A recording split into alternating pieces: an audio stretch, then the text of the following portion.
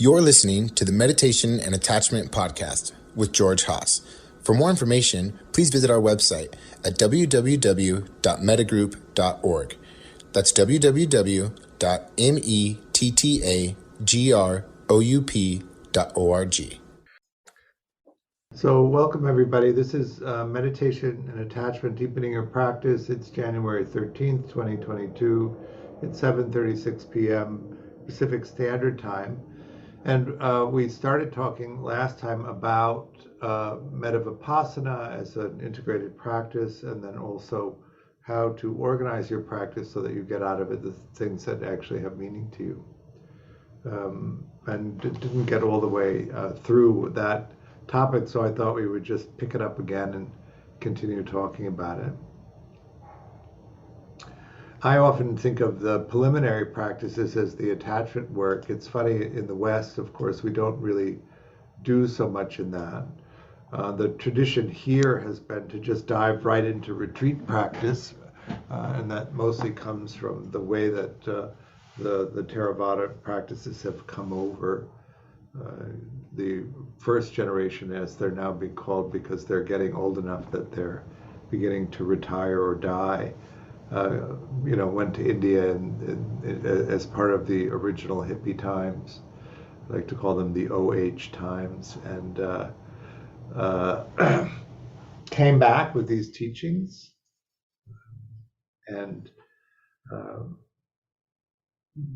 Joseph Goldstein, Jack Kornfield, Sharon Salzberg looked around for a place to open a meditation center, and they found a place in Barre, Massachusetts, which became Insight Meditation Society, and that really was this retreat model where you come in and you do intensive periods of practice and then go home.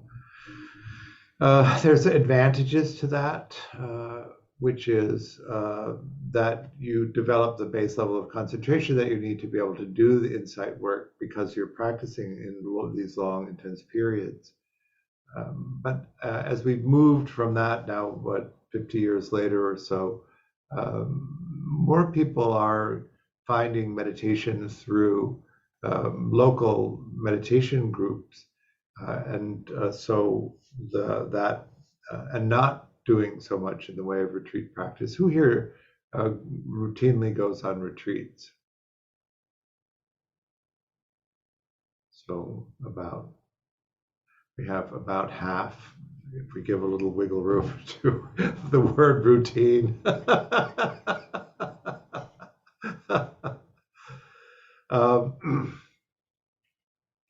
When I first started teaching, I was teaching in the manner of Shinzen Young, and I would give the classes and not get a lot of traction from it. And I was wondering why that was. And then when people began to open up and actually trust me enough to tell me what was happening was that they didn't have enough concentration to do the techniques, so they didn't see the point of doing the techniques. And that was an interesting revelation. And so I began to teach what I call a wet insight practice, or a wet Vipassana, which is where there's a period of intentional concentration training that precedes the insight technique, so that you can settle the mind and actually be able to explore what the insight is that we're asking you to find. In traditional Asian practices, there's a long period of preliminary practices before you pursue what is considered valuable in insight practice, which is the pursuit of classical enlightenment. When I was in Myanmar in 2019 looking for a meditation center to take a group to, I was introduced to a monk that had been doing breath counting for 5 years only. The senior monks weren't satisfied at the level of his concentration and had not moved him ahead into the insight work for 5 years. What do you think? How do you think that would go over here? Christian. Do you think that he was like doing, 5 years, you'd think you'd be able to figure it out. Do you think he was just goofing off, or? Oh, no. I think he was completely ardent, but that it wasn't that he couldn't count the breath, perfectly for hours at a time. There was another kind of maturity that I think that they were looking for. He was young. They wanted him to grow up and adapt more fully to the monastic life. That's what I would guess. They wanted him to be able to speak English fluently and become a translator. And so the reason that I was put with him was so that he could practice his English. I have another friend who's a monk who has been a monk for a long time, and they still haven't moved him up because they're waiting for some quality to develop, which is all very inscrutable in a way. I don't know that we have that so much here, the way that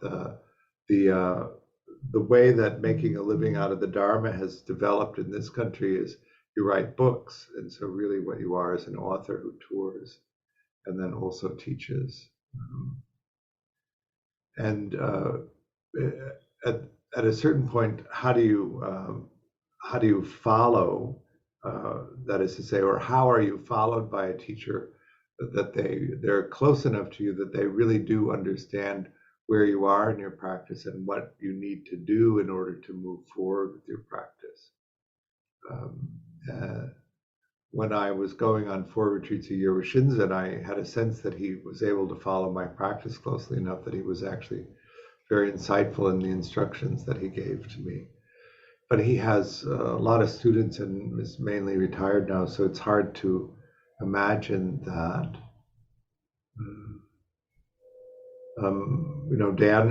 Dan Brown is another teacher who follows students, but he also has quite a few students. And if you're starting out in your practice and you want to go deep and you do want to pursue the classical enlightenment insights, how do you construct the practice in such a way that you're adequately supported?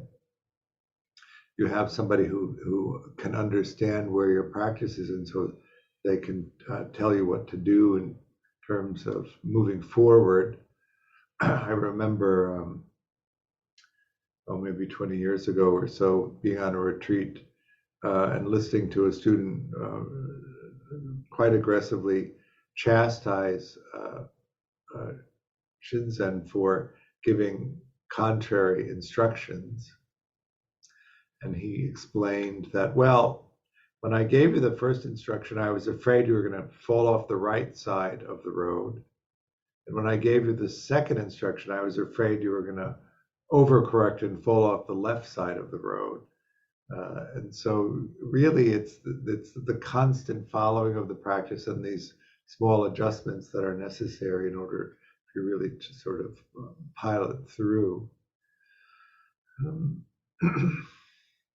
So that's where the community of meditators becomes important, and access to teachers becomes important. We live in challenging times for that because of COVID. Most of the meditation centers I'm aware of in Los Angeles aren't open because of the difficulty of that, and I'm not sure when that's going to really change. And then we have the online community, which is good.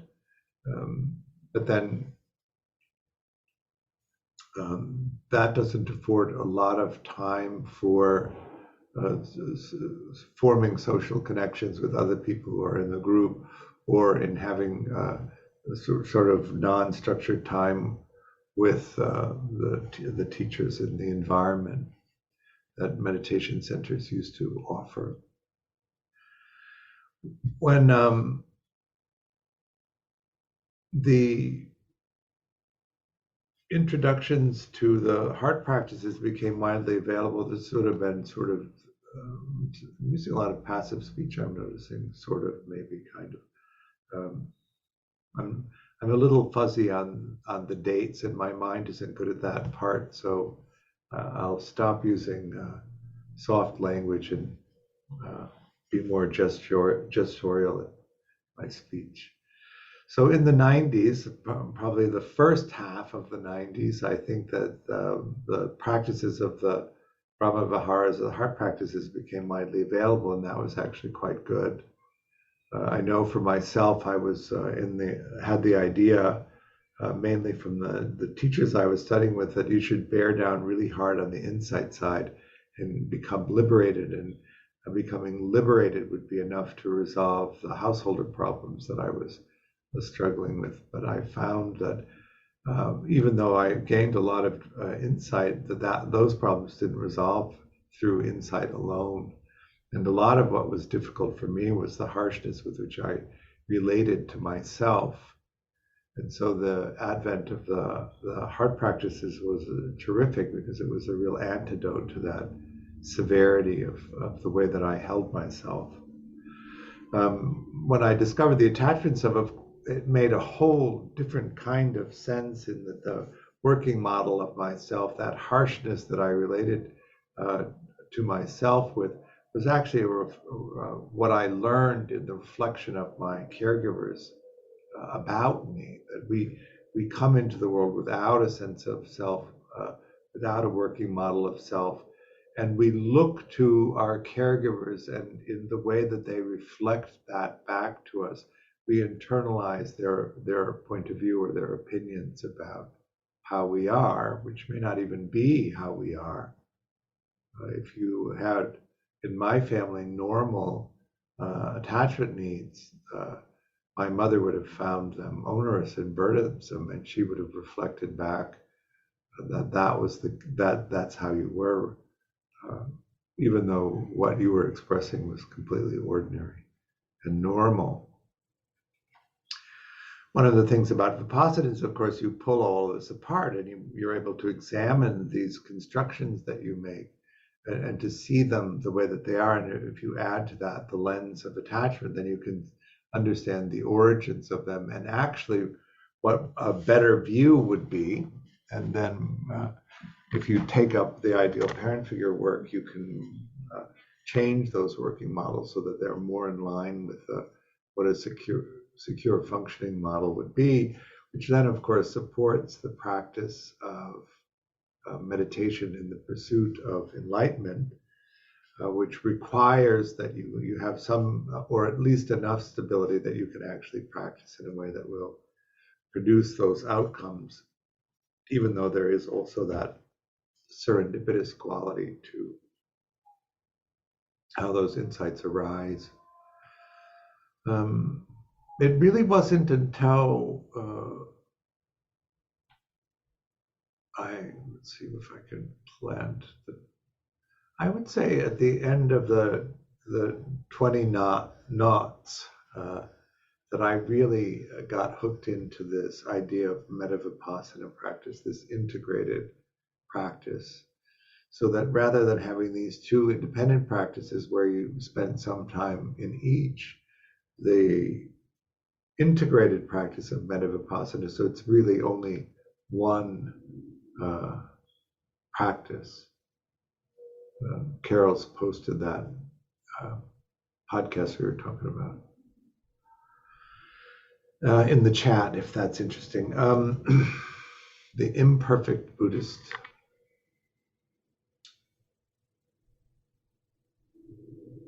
So what I liked about the integrated Metta Vipassana is that you can use the activity of metta and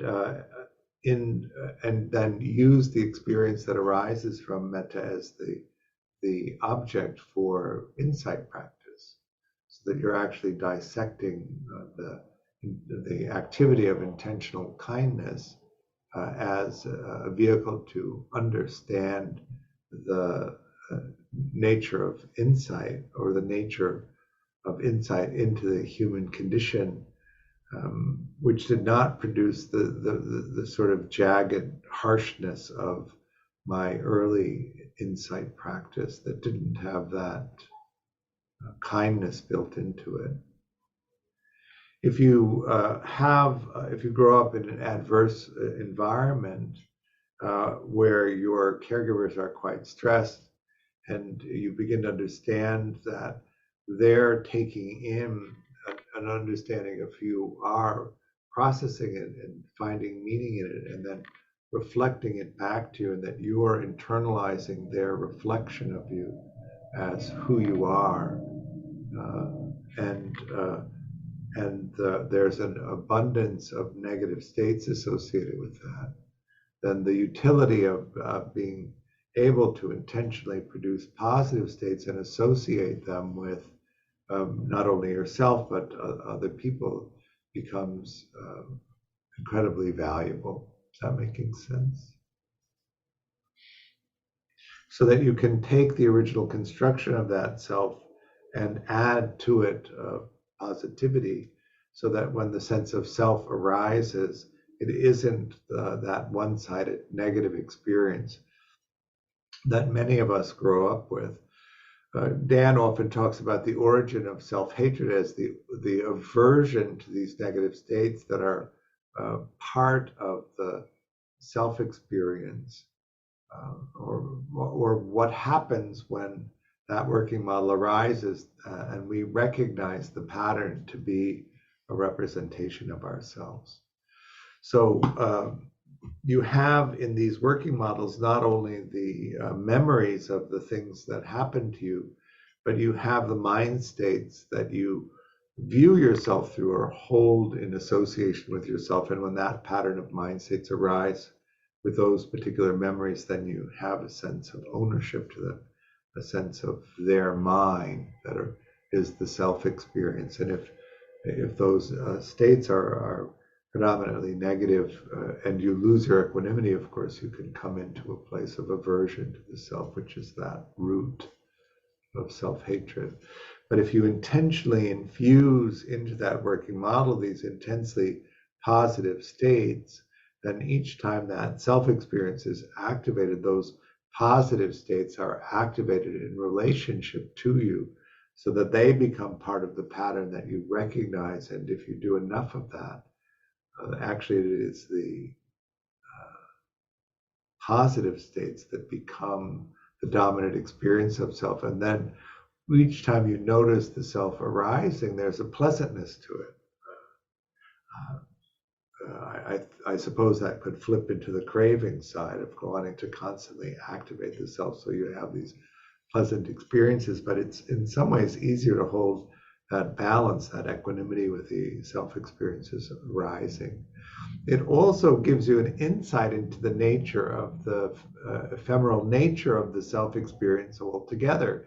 If you started off with an essentially harsh version of the sense of self, you do these practices that shift that into a predominantly positive experience of self, then you see that the sense of self is not solid and permanent and unchanging, that it's adaptable to the experiences that you have.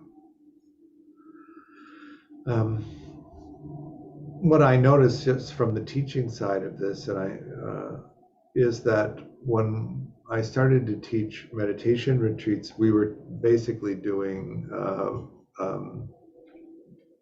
Vipassana, and every now and then we put a little whipped cream and a cherry of metta on top of one of the practice periods, but it was predominantly this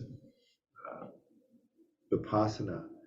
And so the first 3 or 4 days of the retreat, people were constantly coming and needing emotional regulation because of the harshness that they held with themselves and the upsetting nature of that.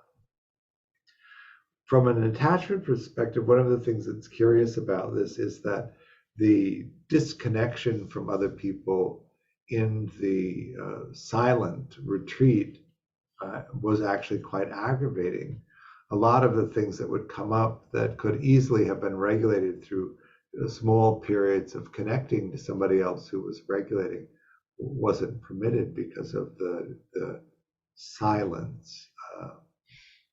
I don't know if you've been on meditation retreats and you've been going for a long time. Can you remember back what it was like to have that sense of disconnection and the amplifying distress of being emotionally dysregulated and not feeling that there was an opportunity to re-regulate yourself, and then the thought of leaving the retreat arises. I remember the first retreat I went on to. Carol?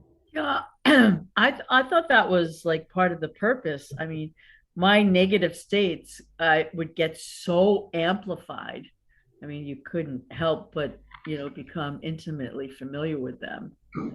So that wasn't it. You wouldn't just Well, happen. were you able to stay in the retreat? Well, I wanted to leave. I remember Shinzen talking me down on one of the first ones, So and you went for emotional regulation. yeah, I He came stayed. into you, and then you were able to stay. Yeah. That was also my experience on the first retreat I went to. I was out the door, and I just went in to tell the teacher I was leaving. And then after talking to her for 15 minutes, I was fine, and I stayed for the rest of the retreat. Yeah. But is that hardship necessary to produce the insights that we need you to see in order to move forward along the path? And I'm going to argue against that being necessary. And what I notice in the Metta Vipassana retreats that we teach, that there's no distress at all for most people during the whole retreat. Certainly not enough that would cause somebody to leave. We have had people leave, and we haven't shifted completely to the model that Dan uses, which is no silence at all. Partly because the culture of the Theravada practice is so devoted to the silence that it's hard to get people to agree to drop the silence. And so we have designated periods of talking, which we keep making longer and longer. Kristen. I was looking around on the retreat on the first day, and I was trying to figure out if I was projecting or not, but everyone looked so miserable in their like silence. And I'm just like, like I guess my emotional regulation strategy was just playing tunes and making jokes in my head. So I was bopping around. I was like, oh, I'm so happy. And I just looked so miserable. But I actually kind of enjoyed the silence, the balance of it, because I felt like it was like a continuation of the sort of mindfulness of the meditation. So when I was eating, it kind of forced me to that mindful quality almost without me having to do anything about it. And then it was nice to really have the evenings to talk. I think everyone probably looked forward to those. So yeah. I found it to be a good balance, but I could see how some could get dysregulated. It feels like a good balance because everybody seems to be able to stay regulated enough to pursue practice. The thing that Dan says is that if you get so dysregulated, you're just hanging on, you're not really free to practice very well. And that it's better to be in a good state of mind, a balanced and equanimous state of mind, so that when you turn your attention to practice, you're actually focusing mainly on the practice and not just on regulating pain.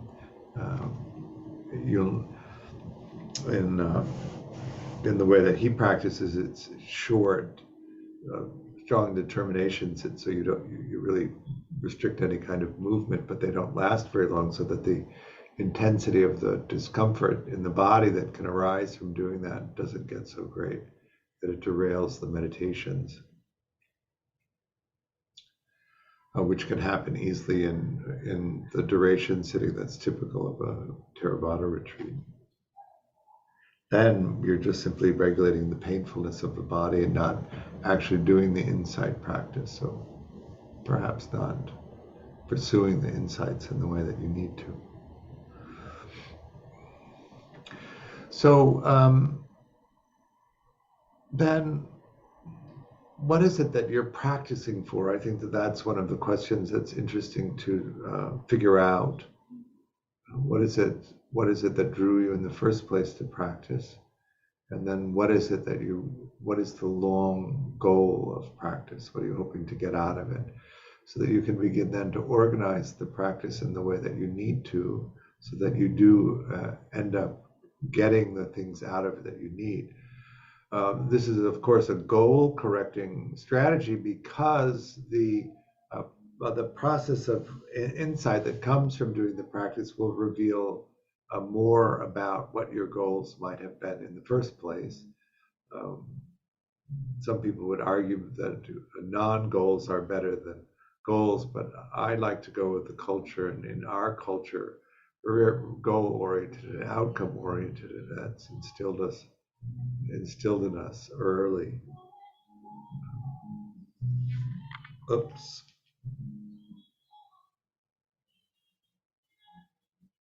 Something's happening. Let's see if I can fix it.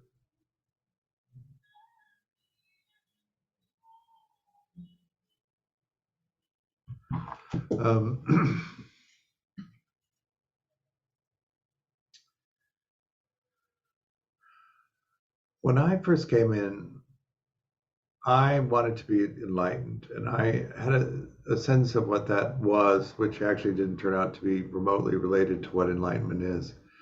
But it didn't matter, because that's why I came in. And in the first class I did at Ordinary Dharma in Venice with Katriana Reed, in the intro to Vipassana meditation, we went around the circle of the people that were there, and she asked us,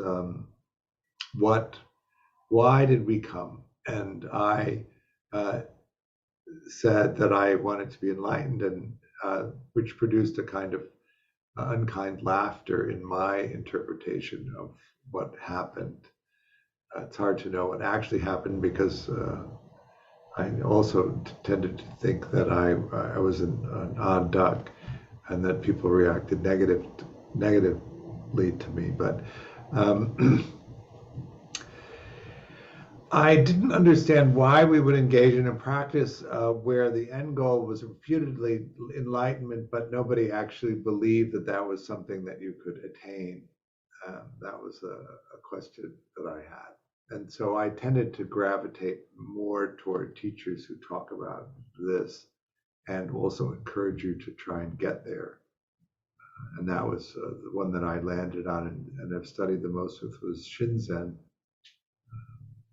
And he always said from the very first that that should be the goal of meditation, the end goal of meditation. But and I've studied with Dan, who also says that. So that's my orientation. I say that, but you may not have that as what you came here for and what you want to get out of it. And it's important to understand that, so that you can organize your practice in such a way that it produces the result that you need in order to keep practicing. Is that making sense?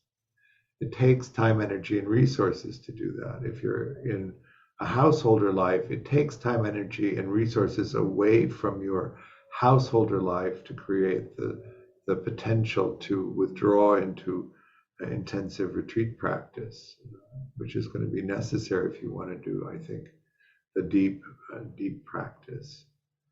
Even going, taking the time out to meditate, taking time away from people to meditate if you're involved in householder relationships.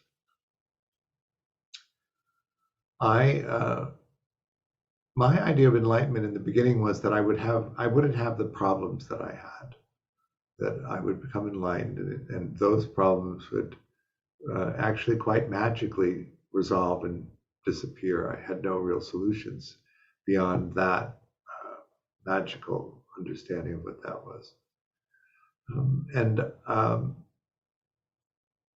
So the reason that I talk about attachment so much and have organized a way of practicing with attachment is because that became a preliminary practice for me in order to open up my life enough that I could pursue the longer goal that I had in mind.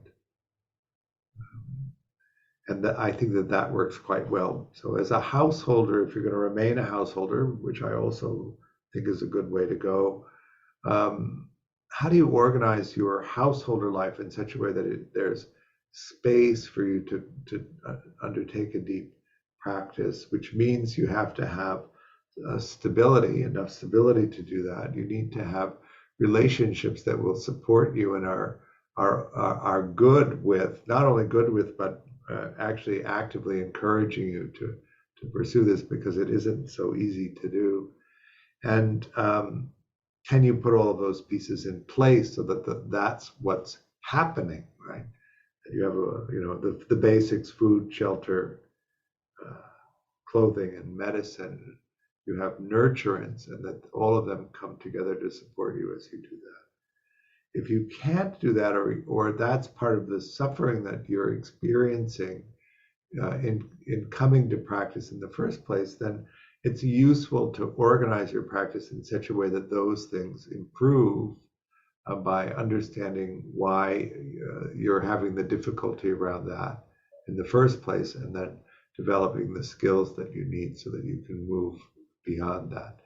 Then, when you have that basis to explore from, that's one of the things we talk about in attachment, these three instinctual instinctual functions of human beings. One is the attachment system, one is the exploration system, and one is the collaborative relationship system. Attachment means that you feel connected to people and you have a place to go when you're frightened, and that they'll receive you and help re-regulate you so that you can come back into a place of balance and safety. The attachment system activates and it deactivates the exploration system. So that if you want to pursue things and explore things deeply, you have to be able to activate the exploration system, which means you need to be able to deactivate the attachment system. You're not frightened.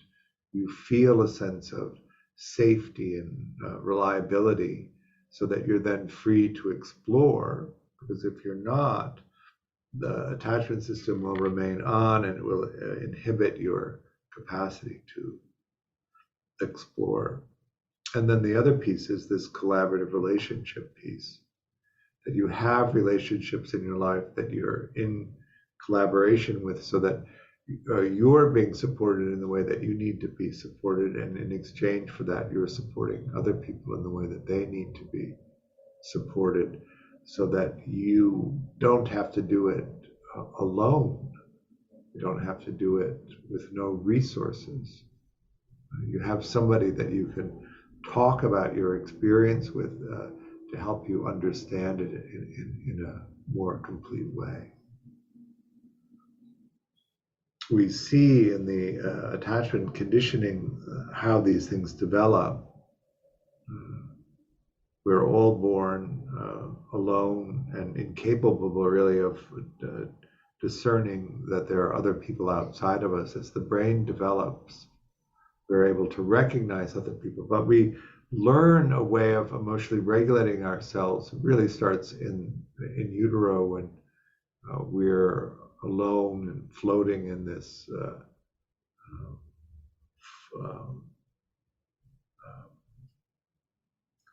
container that lets us grow.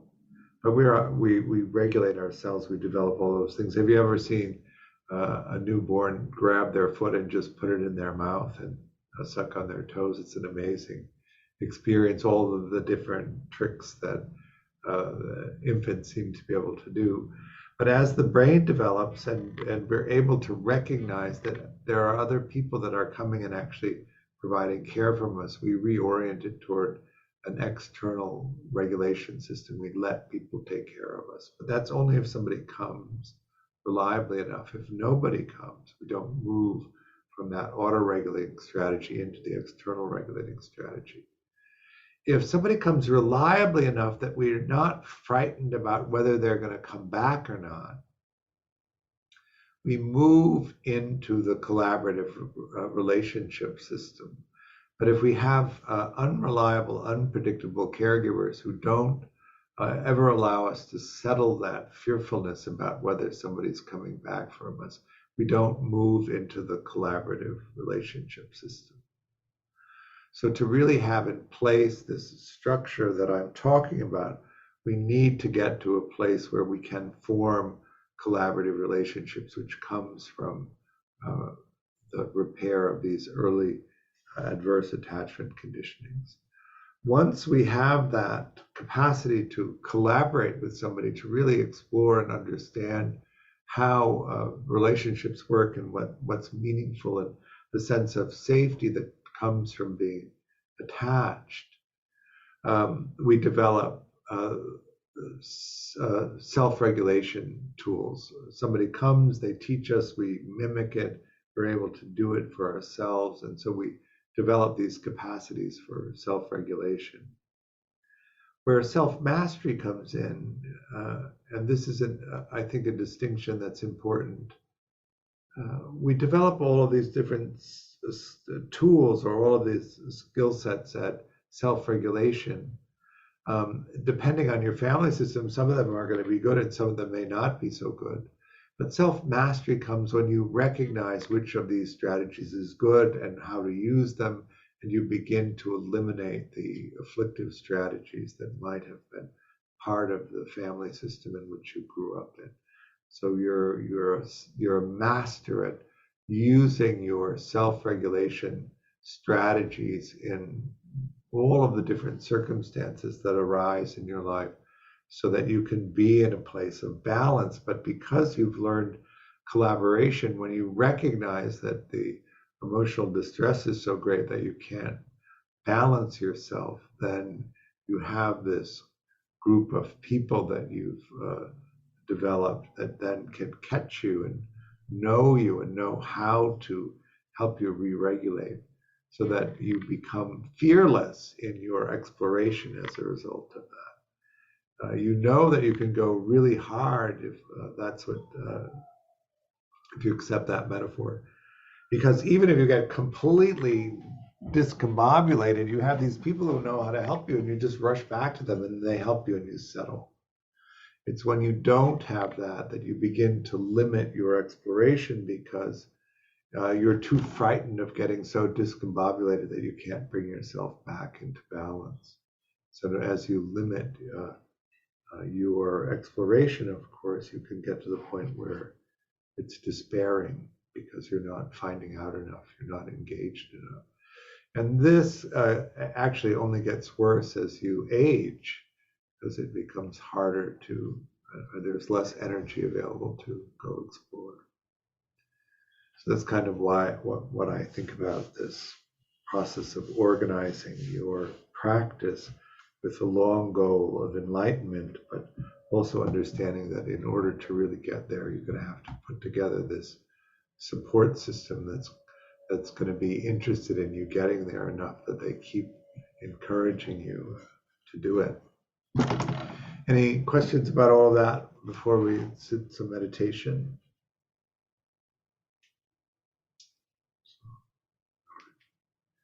Why don't we do some insight practice, some basic, take you through a cycle of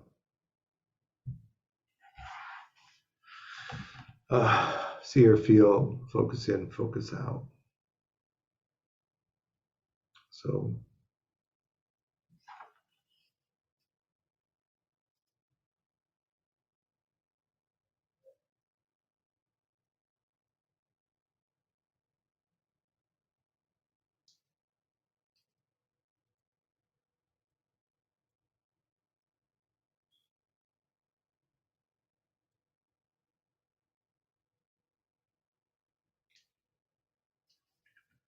oops.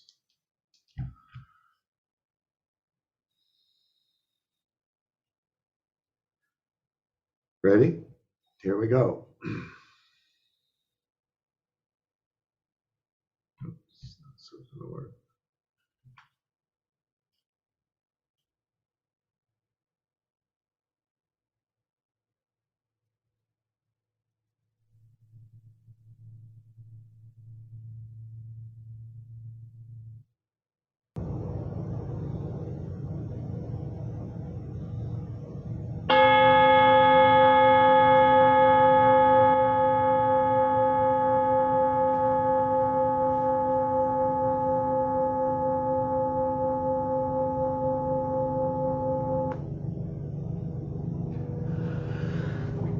So how did that go? The airplane crashed into your house? It's so loud. What is? Airplane? Oh, that's a helicopter. Yeah, it felt like it was entering your house. It was so amplified.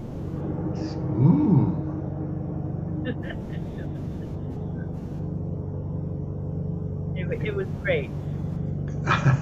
That was Hear out. I was feeling a little apocalypse now. I don't know about the rest of you. Was it all the way through or just now? No, just the last, I don't know, A little bit. 8 or 10 minutes. I think I don't even hear them anymore. They're so common over in my neighborhood. What? It's gone now. Yeah, it's circling. It'll be back.